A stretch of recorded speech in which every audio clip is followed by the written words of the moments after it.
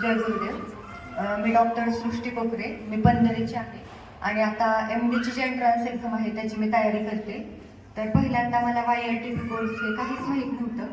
मला असं वाटलं बापरे 7 दिवसांचा हा कोर्स, पण इथं आल्यावर असं कळलं हा कोर्स कधी सुरू झाला आणि कधी संपला हे कळालंच नाही.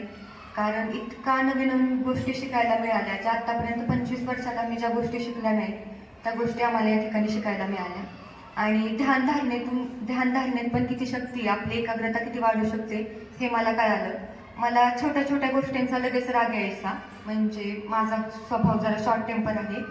पण या 7 दिवसात मी इतकं मला स्वतःला काम ठेवलंय की आता वाटते की इथून पुढं पण मी खूप स्थिर आणि मनाला स्थिर ठेवू शकते कोणत्याही स्थितीत. आणि सेल्फ डाऊट पण खूप होते की कितीही केलं तरी असं वाटायचं की आता ही गोष्ट आपण करू शकतो का. तर आता डेफिनेटली वाटतं आय कॅन डू इट.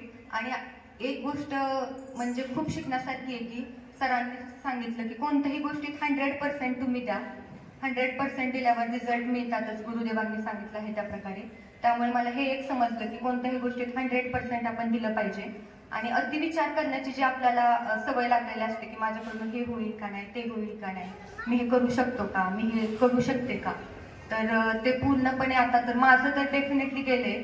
मला वाटतंय मी MDची एक्झाम चांगल्या मार्कने क्रॅकच करणार आहे. म्हणजे आपण किती पण यश मिळालं असतं तरी आपल्याला सेल्फ डाऊट असतो. पण ह्या 7 दिवसात खरंच खूप कॉन्फिडन्स आला आणि बघितलं की जे खरंच कधी बोलले नव्हते स्टेजवर, हे असे कितीतरी मुलं मुली इथे येऊन त्यांच्यात खूप कॉन्फिडन्स दिसला, सगळे बोलायला लागले. आणि सरांनी 7 दिवसात इतकं सांगितलं, खरं नावातच आहे बघा, द आर्ट ऑफ लिव्हिंग, जीवन जगण्याची कला. आणि जीवनामध्ये जर बदल झाला तरच खरं तर समाजामध्ये बदल होऊ शकतो. म्हणून मी तर ठरवले मी स्वतःपासून सुरुवात करणार आणि माझ्यात जे दुर्गुण असतील, चुका असतील ते म्हणजे इथून पुढे होऊ देणार नाही. आणि प्रत्येकाकडून आपल्याला आशीर्वाद मिळेल, ब्लेसिंग मिळेल, यासाठी मी नेहमी तत्पर राहील. जय गुरुदेव.